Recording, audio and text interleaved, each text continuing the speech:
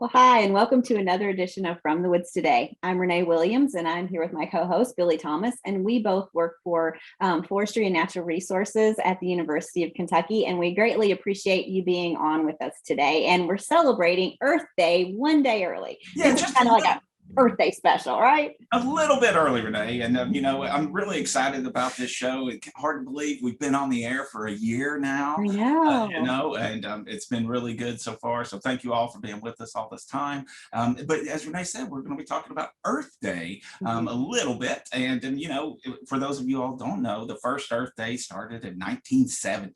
We had over 20 million Americans participated in that, which was about 10% of the population at that time. It was started by a senator, Gaylord Nelson, out of Wisconsin, and it was really a response to a lot of kind of environmental problems that were going on in the world at the time. And they wanted to try to do something to bring some attention, to kind of motivate people to take care of the environment. And it really ended up leading to the establishment of our Environmental Protection Agency later on that year in December. So it was a big watershed moment. And today, Earth Day is celebrated across the world in 192 countries. So we're glad to celebrate Earth Day, even if it is just one day early. So tomorrow is the official Earth Day, but we thought we'd go ahead and celebrate it today. Exactly. And speaking of Earth and Mother Earth, what was all this white stuff outside our doors this morning? This is almost the end of April. I know. So, for some of you all that may not be here in central Kentucky or in Kentucky at all, we had a snow event that occurred around a lot of the state, western and through central Kentucky. Didn't make it all the way down to lower southeast Kentucky, I don't think, but there was some snow here in Lexington. We woke up with a couple of inches of snow on the ground. April 21st. I know. Yeah, it's really kind of shocking to see that. The meteorologists had been warning us. So hopefully if you had some plants out there that were tender and susceptible to cold and freezing, you were able to do something about them. I will say that the cold is probably going to be harder than the snow. The snow's melted off basically right now. But if you did have some flowers that were just coming out and some early shoots on some of your plants, especially some that are not that hardy for this part of the state, they may have suffered some damage. And actually tomorrow is supposed to be, in the morning or later tonight, supposed to be a little bit colder. So if you didn't get a chance to cover up any sensitive plants, you want to make sure you try to do that if you can. Yeah. And to speak of plants and tree tips, actually, we're going to have Ellen Crocker on to talk about some tree tips today. And, one thing that I'm a little concerned about, though, Billy, is this snow and this cold. How is this going to affect all these trees that we're having out that are bloomed and showing signs of spring? And they were like, wait a minute, we're back into winter. Right. Well, I know last night the wife and I were working on covering up our azalea. We have a beautiful big azalea right by our front door, and it was almost about to pop out and bloom. So I think we're probably going to lose some of those blossoms for sure. But it really depends on the stage of where your plants were at, right? Overall, it's probably not going to be really detrimental to our trees, but it could impact our flowering. So trees that were in the midst of flowering or early in the flowering process may suffer some damage, which will result in some reduced fruit production, depending on the species we're dealing with. So we had kind of a similar hard freeze last year that caused some similar type issues as well. So it's just going to depend a little bit about how cold it got right there. But tonight, again, is expected to be the colder night. Okay.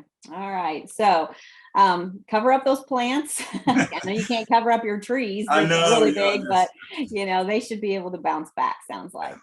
All right. But we are in the kind of the tree planting season for sure. Exactly. Yep. And we've got our very own Dr. Ellen Crocker here. Hey everyone, happy Earth Day. Happy Earth Day, Ellen. How are you? Doing great, doing great. Today I've got some tips for everyone who's watching about tree planting because it's Earth Day. And one of the, there's lots of ways to celebrate Earth Day. And you can celebrate Earth Day any time of the year, not just April 22nd. But one of the most popular activities to do for Earth Day is tree planting, of course, whether that's in your own backyard or as part of a bigger event, maybe a reforestation type of event.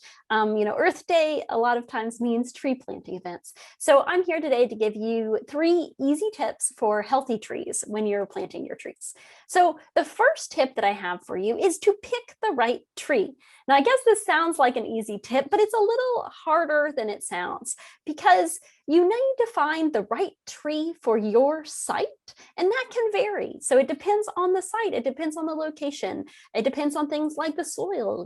Is the soil, does it hold moisture or does it drain well? It depends on things like what else is around. Is it right underneath some power lines, or does it have a lot of space to grow into?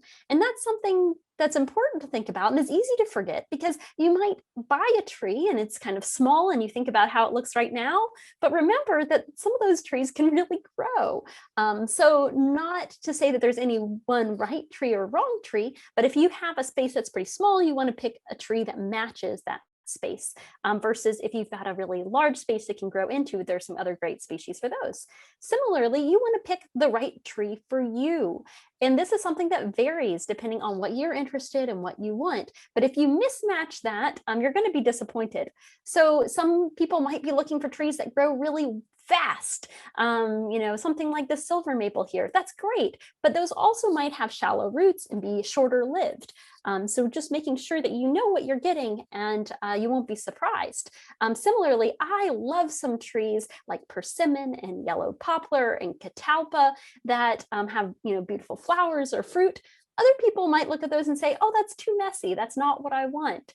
Or for catalpa, maybe it's going to create this dense shade and I want it to be a little bit brighter underneath.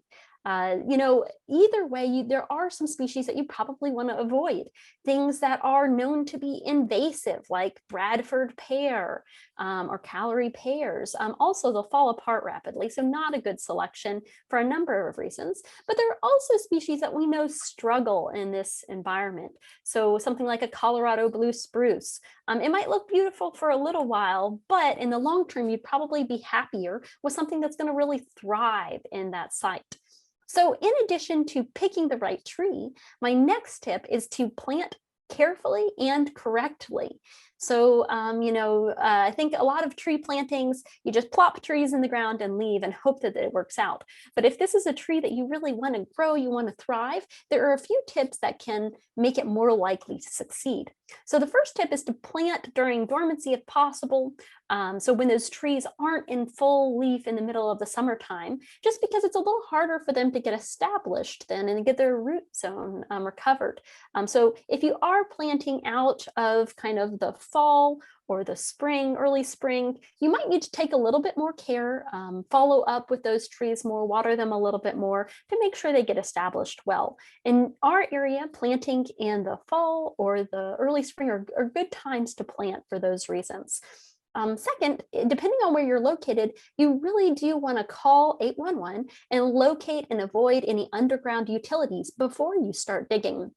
So this is something to do a few days in advance of whenever you're planning your tree planting. And it's a pretty easy process. You can also do it on their website. Once you've got your tree and you're ready to plant, the first thing you want to do is to identify the root flare of the tree. That's the part right here where it kind of transitions from the trunk of the tree to the roots and it flares out a little bit.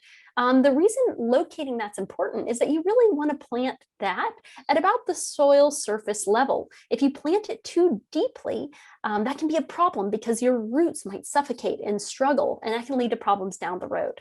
And sometimes when you purchase a tree, they can be planted deeper than that, and you'll have to kind of uncover them to find that root flare. Planting trees too deeply is a really common thing that happens and something that kind of sets those trees up for stress down the road. The next tip I'd have is to dig a wide hole. So instead of kind of just digging a hole that's exactly the size of that root, or maybe if you have a container exactly the size of the container, dig a hole that's much wider, but isn't too deep. You want that root flare to be right at that soil surface level. But the wider, the better. People typically say at least 2 or 3 times the size of the root ball. And then if you're buying a tree that's bulbed and burlapped, or even if it's coming in a container, you want to unpack your tree. You don't want to leave all of this on. That's going to inhibit those roots from growing. You want to unpack and take away as much of that material as possible. And you could buy trees different ways. They can come bulbed and burlapped, like this one right here. They can come in a container, and they can come bare root. And there's some slightly different things you might want to do depending on how your tree has arrived to you. If you did get a container tree, you also might want to check for girdling roots. These are roots that, because it's been grown in that container, are kind of going around. And if you find them, prune them or try to unpack that a little bit so that when you put it into the ground, it doesn't just continue doing that, but that the root system grows out really nicely and well. And again, when you're putting it into the ground, double check that that tree is planted at the right height so that it will thrive into the future. So it should look something like this. You're taking away all of this material. You don't just have this, you've got this root system that's going to grow out into this wide, relatively shallow hole with a root flare right there at the surface level. And then you want to backfill that hole gently but firmly with the same soil from the site. So you don't want to put potting mix in. You want to just backfill it with the soil that you used.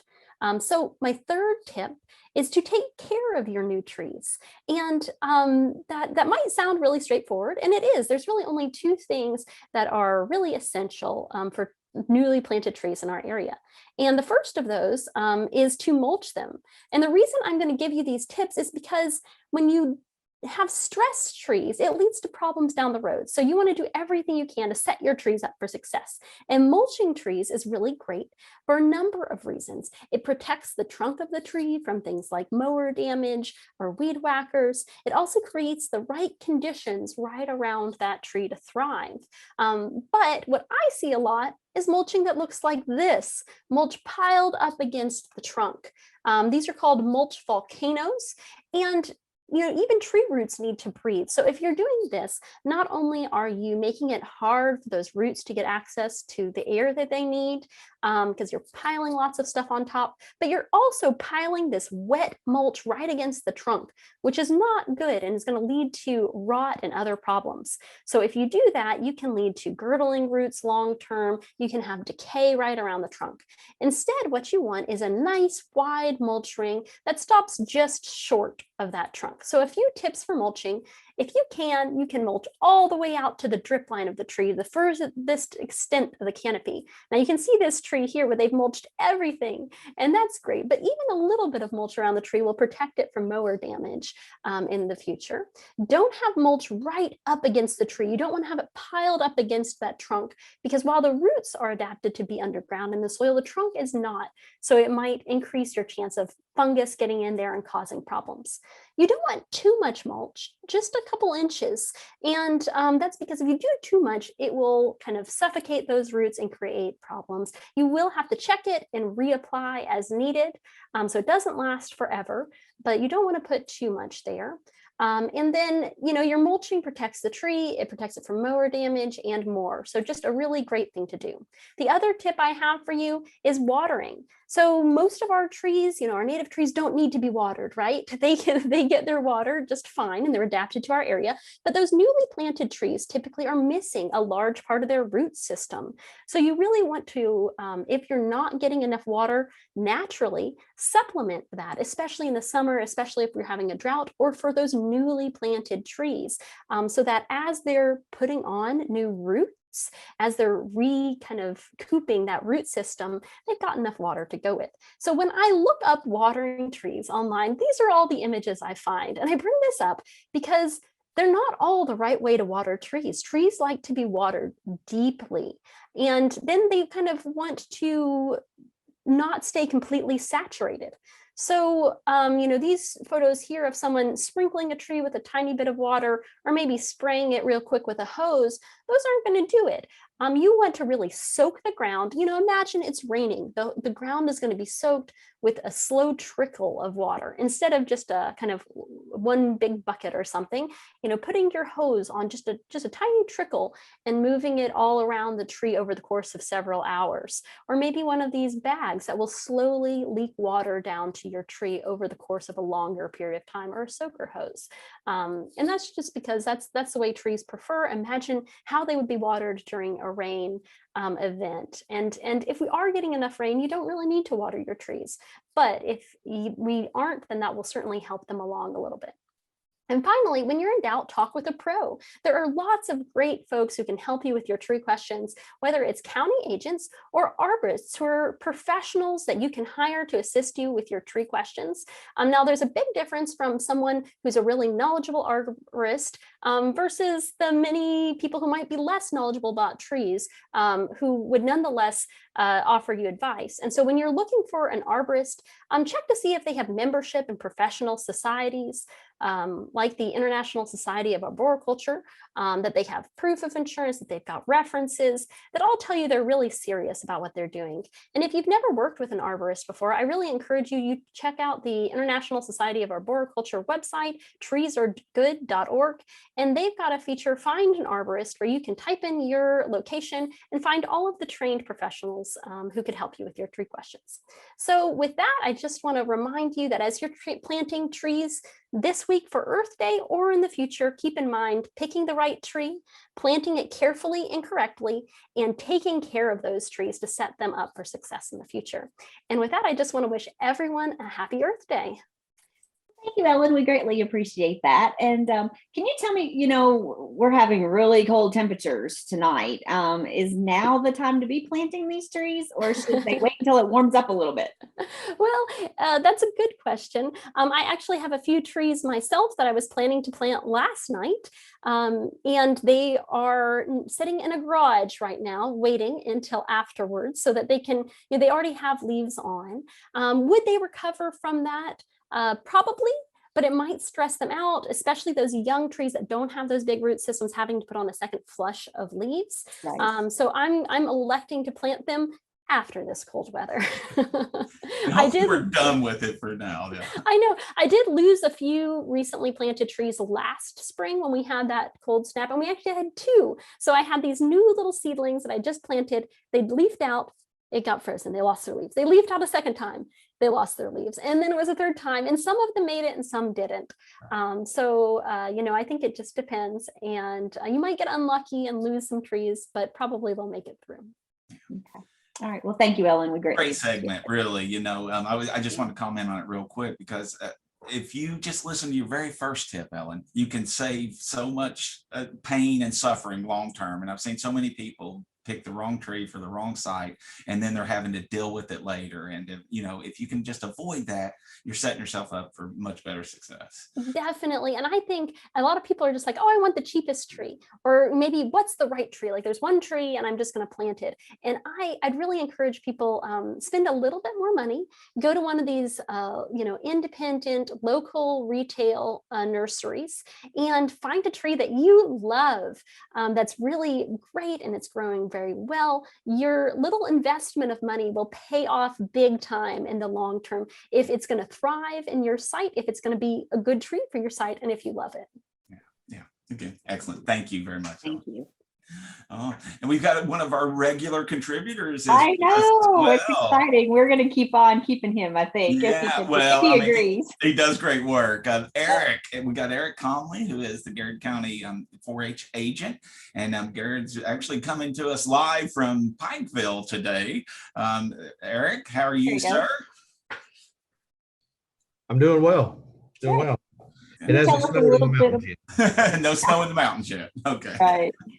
Well, you did a walk through the woods. Could you tell us a little bit about the presentation you're going to give us today?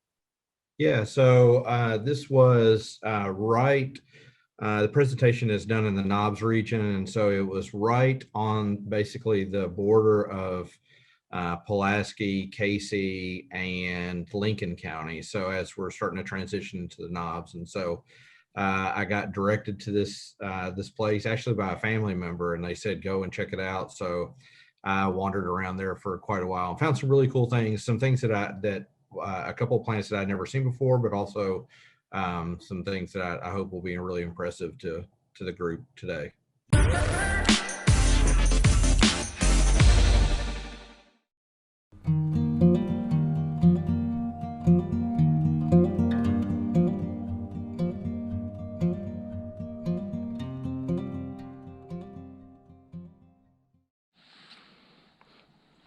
Hey everybody, it's me, Eric Conley, Garrett County 4-H Youth Development Agent, and I am literally coming from the woods today. So from the woods today and from the woods today.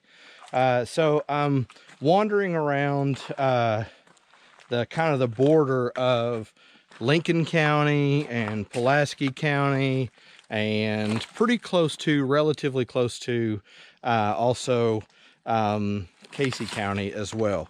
So they asked me to come back. I'm really surprised that they asked me to come back. Laurie and Renee had asked me to come back and talk a little bit about spring wildflowers. And if you all watched the segment that I did the last time, you know, I'm really excited about wildflowers. Spring is definitely my favorite season because it's just an opportunity to see kind of new growth and new life. And especially with flowers, you know, there's just an opportunity to go out and see just cool plants that we have in Kentucky.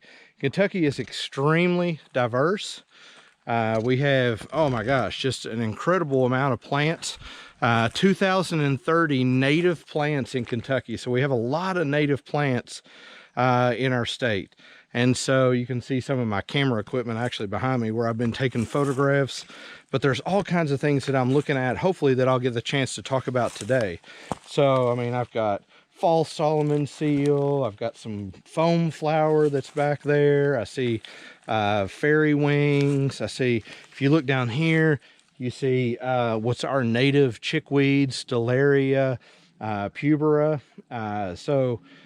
We have all kinds of things. Rue anemone right there, Thalictrum thalictroides. So Kentucky is just, I mean, if you get in the right spots, and there's all kinds of right spots, okay? So don't think that I have some sort of magic powers, which that would be really cool if I did, but I'm not like the Harry Potter of wildflowers.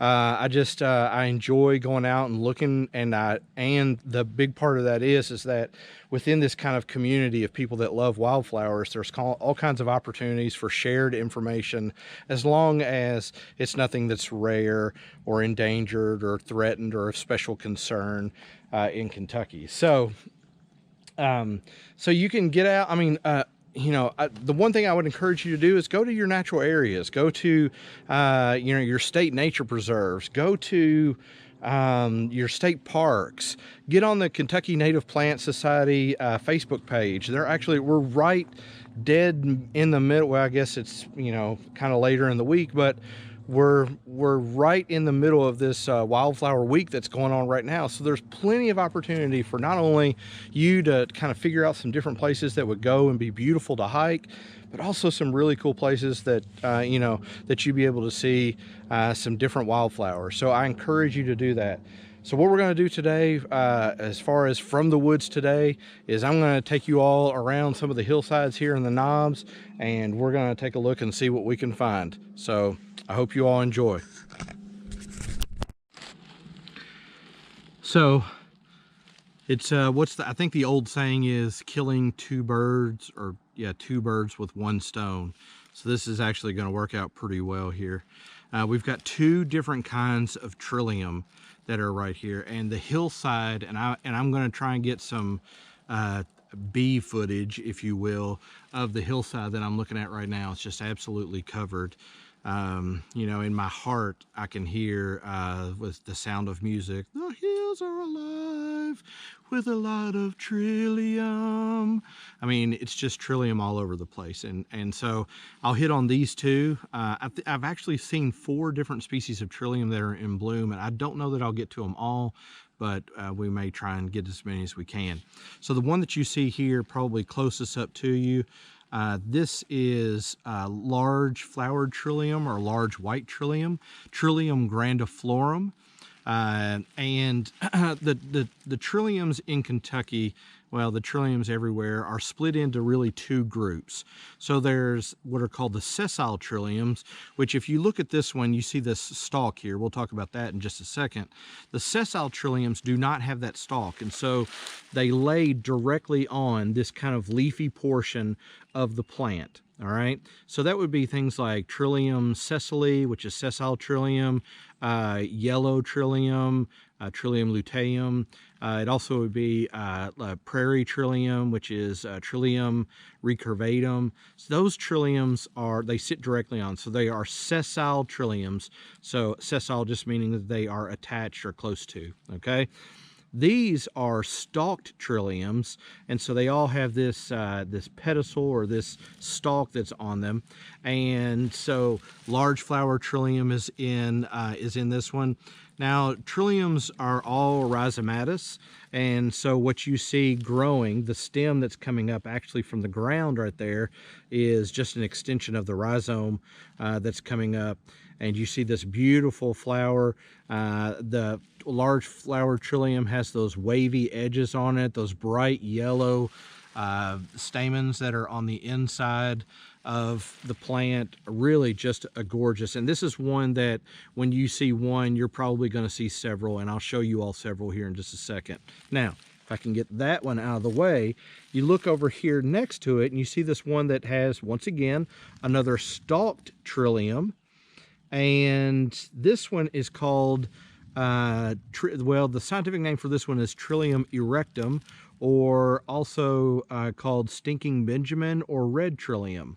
So another stalked trillium. You can see that this one hangs down pretty close to where I'm at right now. You'll also find nodding trillium, which doesn't look exactly like this, but has a very similar characteristic, except it kind of dangles down all the way underneath the leaves.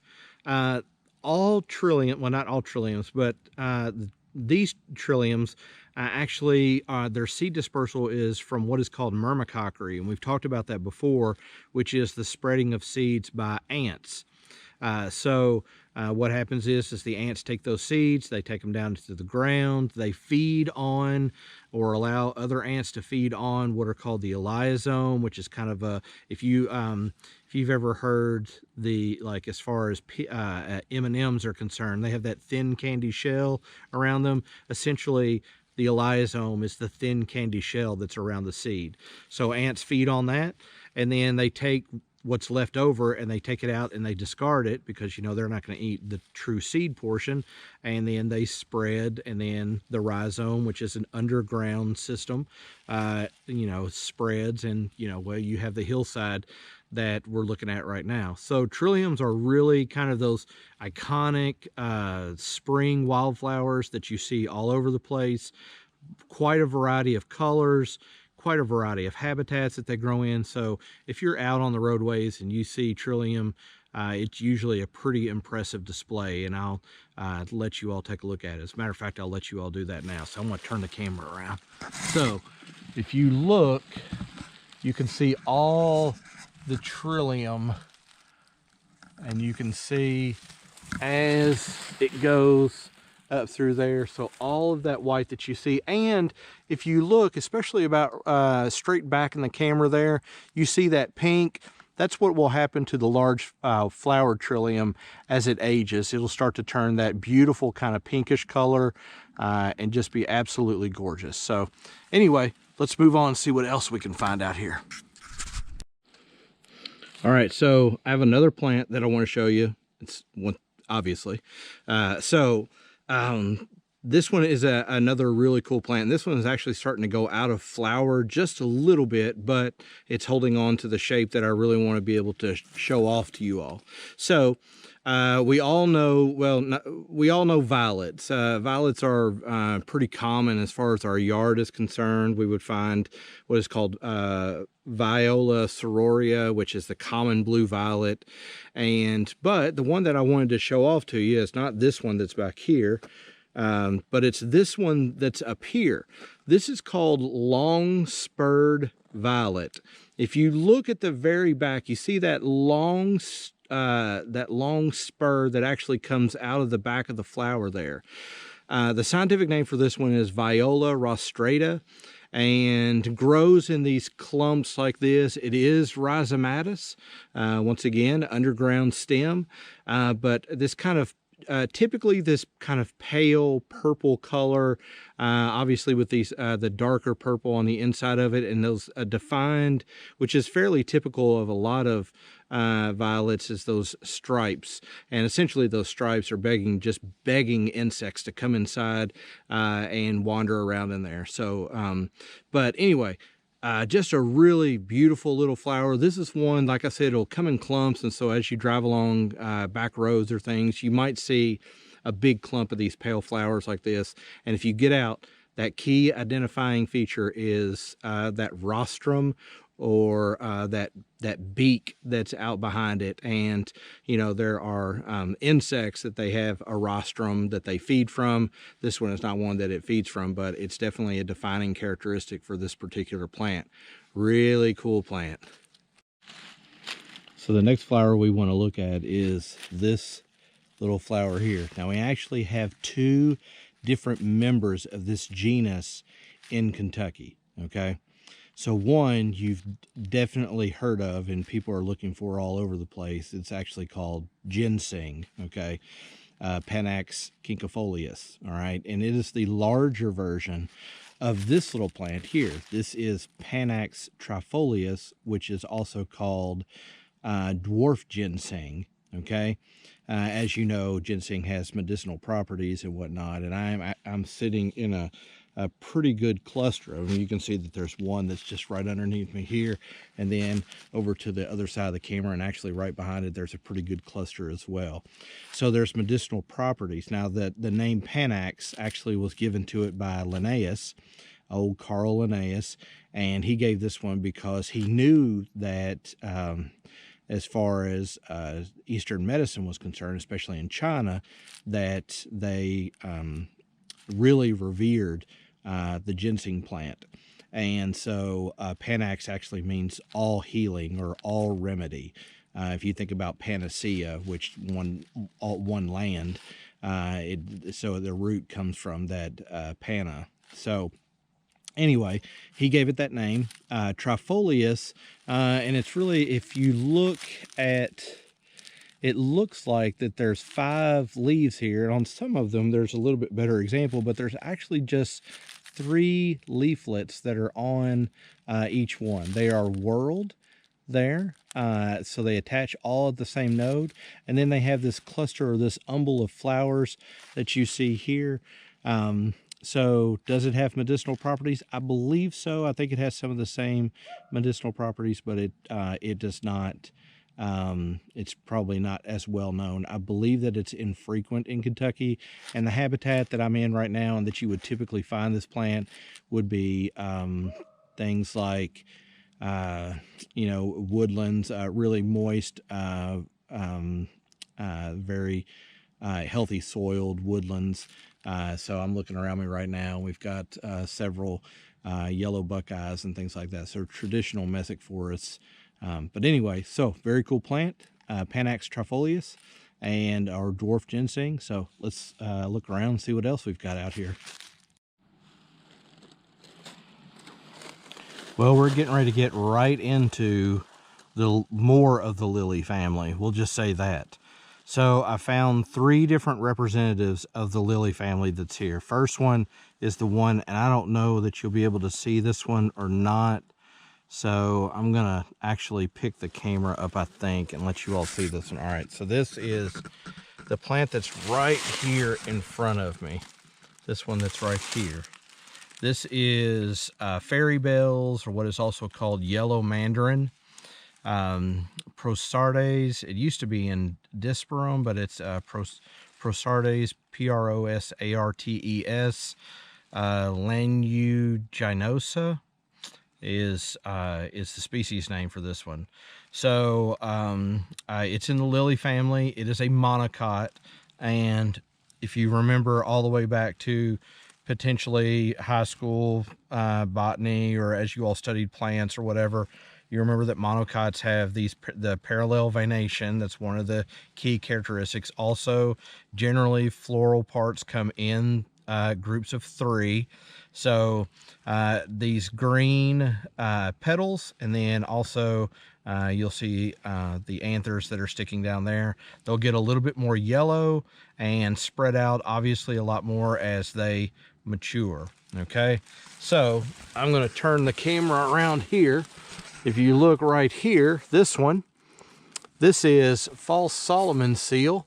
False Solomon seal is Maianthemum racemosum, and this is the typical floral structure. Once again, lily family, parallel venation. So This is the floral structure. It always comes out at the end, very angular looking stem as it goes up there. And then to round it all out, kind of right next to it here, if you look here, this is Solomon seal.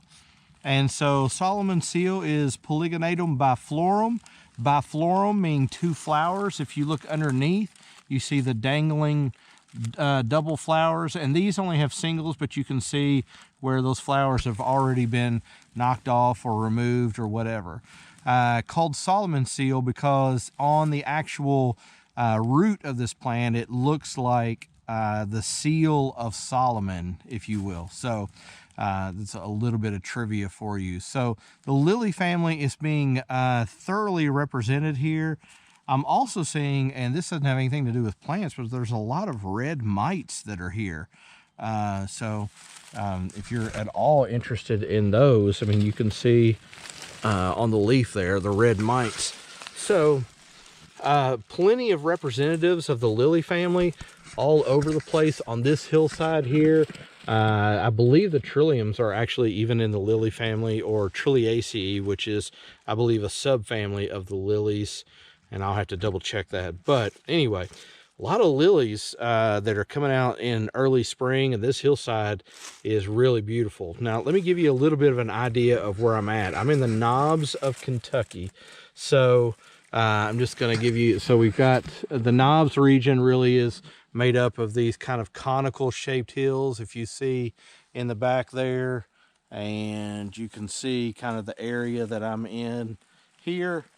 But the Knobs region is kind of that outer layer right outside along the edge there of the bluegrass region, if you're thinking of physiographic regions in Kentucky. So really just a cool spot because you're kind of getting that transitional between the bluegrass area, and then as you get into the Cumberland Plateau area and move into the more mountainous regions of eastern Kentucky. So really just a beautiful spot.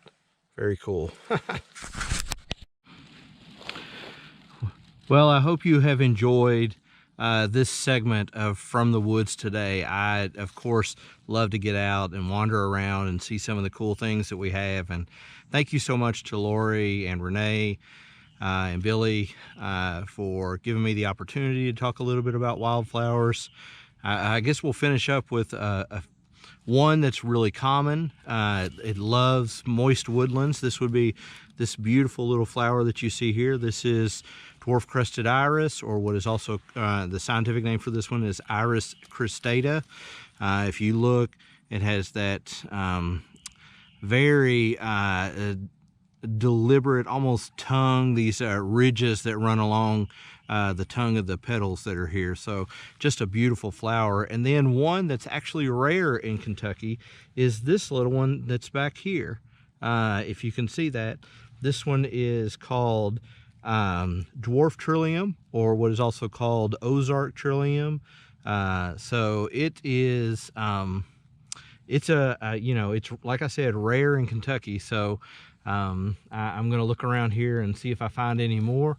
But let me grab the camera and I'll let you all take a little bit of a closer look at it.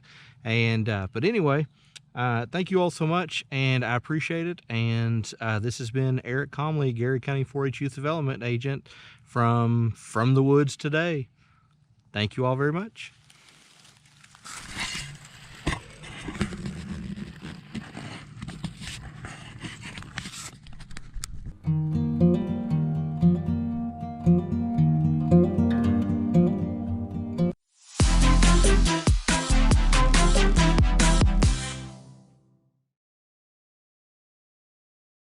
Wow, Eric, that was so amazing. Everyone, I mean, we're getting comments after comments of how great that was.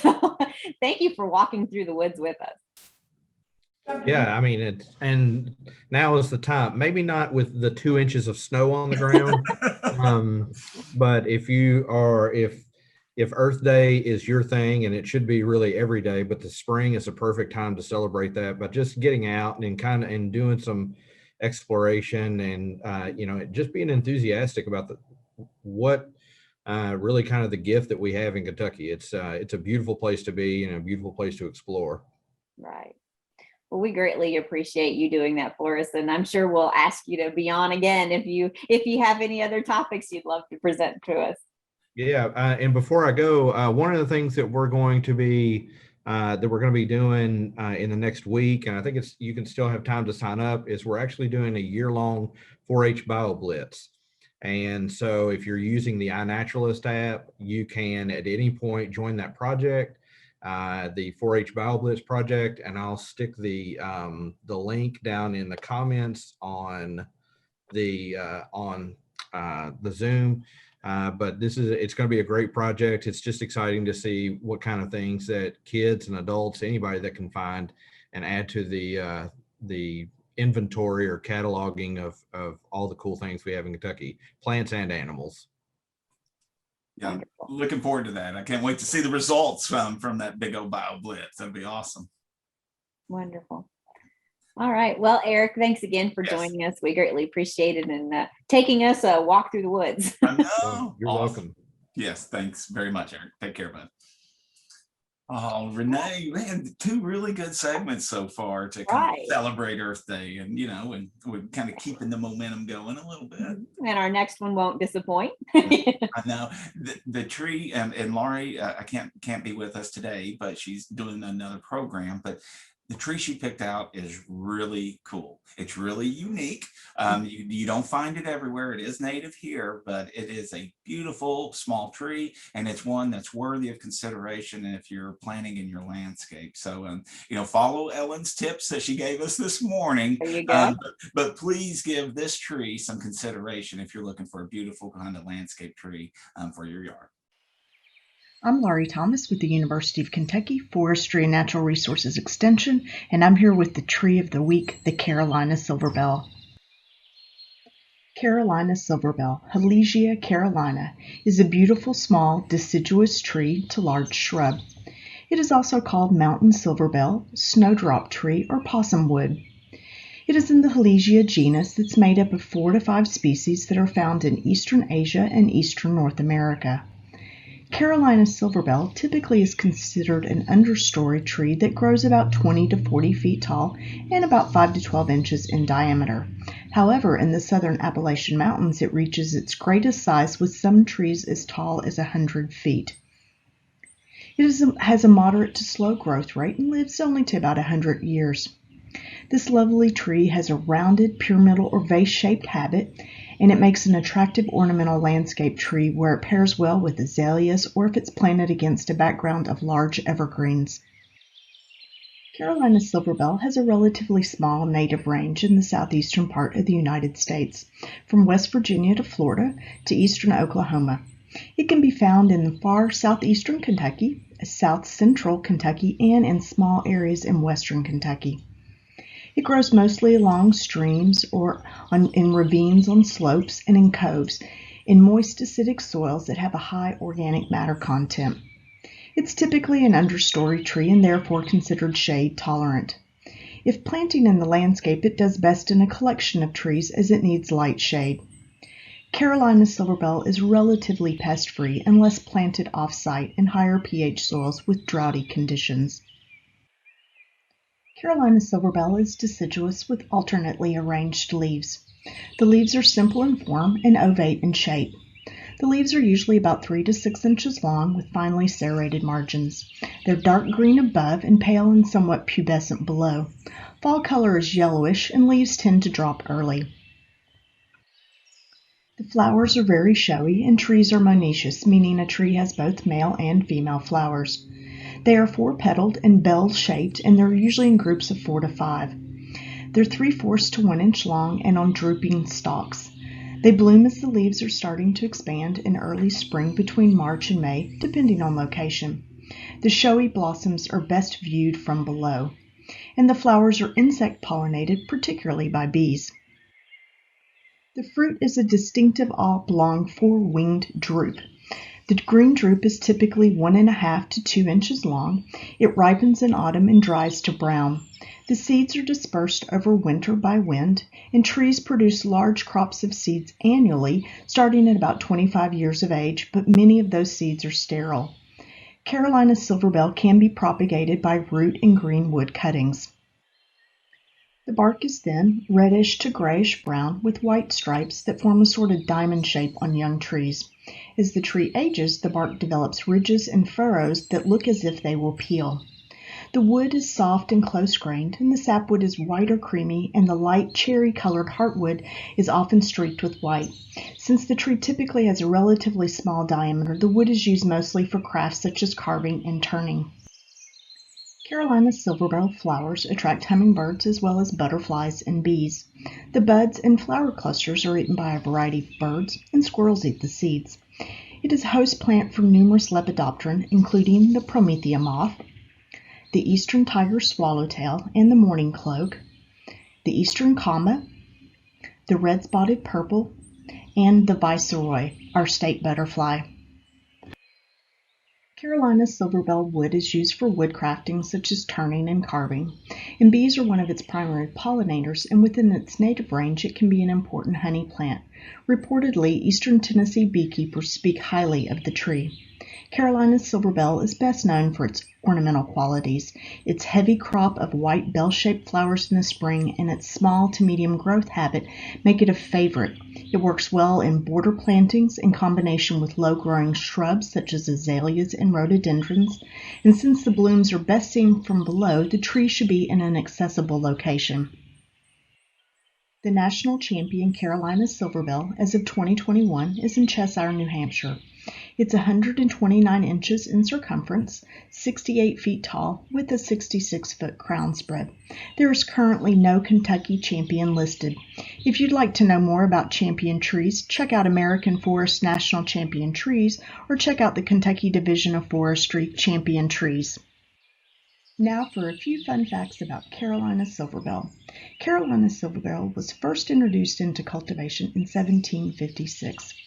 The genus was named Halesia for Stephen Hales, an English clergyman that made major contributions in the fields of botany, pneumatic chemistry, and physiology. Native Americans, including the Cherokee, used the wood for building. And this tree has numerous cultivars, including crushed velvet, which has wavy leaves, Rosy Ridge, which has pink flowers, and Yukon wedding bells, which is known for its large flowers. I'm glad you joined me to learn about this beautiful tree and get the opportunity to get out into your woodland, local park, or neighborhood and enjoy our beautiful native trees, or get the chance to plant a native tree in your own landscape. Oh, Billy, those are always really nice to see, especially on our Earth Day edition. Now, that is a beautiful tree, and it goes well with Ellen's tree tips and the tree plants Exactly. she had before. Laurie was telling me about that tree, and we've seen it in our neighborhood here in Lexington. It's planted around, and it is absolutely gorgeous. So if you're thinking of a small tree for your landscape, give it some consideration. Okay, wonderful.